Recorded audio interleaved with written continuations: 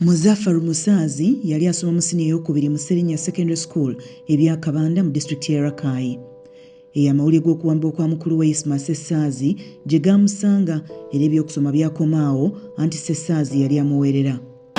Yagenda ku macanga omuntu wagenda okukola era ku macanga agenda n'akola. Waayita ennaku nga ziizo ng'omukyala tamulaba, omukyala kwe kutukubira essimu kuba bamugamba nti Ssesaazi bakoze ki bamukutte. Then kwe kutukubira essimu n'atugamba.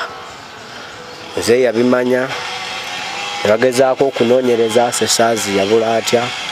Omukyala n'agezaako okutambulako ku poliisi ezo ez'enjawulo.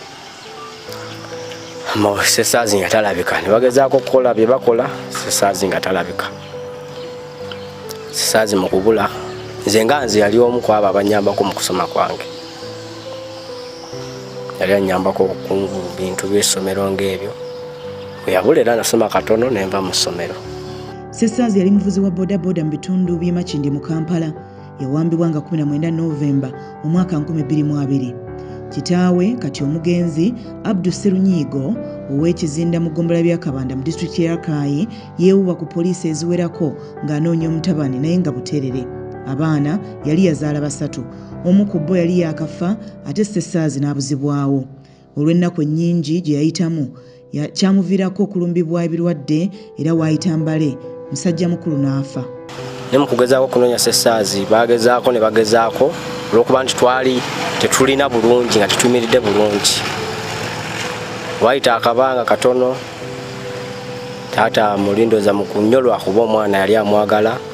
Waayita akaseera kaako taata n'atuva ku maaso, taata n'afa. Muzafaru Musazi oyinza okugamba nti yasigala bwa ppeke era yalina n'okunoonya ensimbi ezirabirira abaana ba mukulu we.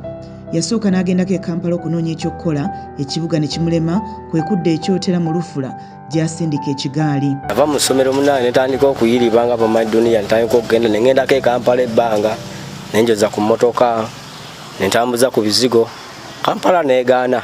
Nekomaawo kati ndi Kyotera era nsindika kigaali kya nnyama. Ab'akakiiko k'eddembe ly'obuntu bamusinkanako lumu ne bamusuubiza okumuddira naye n'okutuusa kati taddangamu kubawuliza.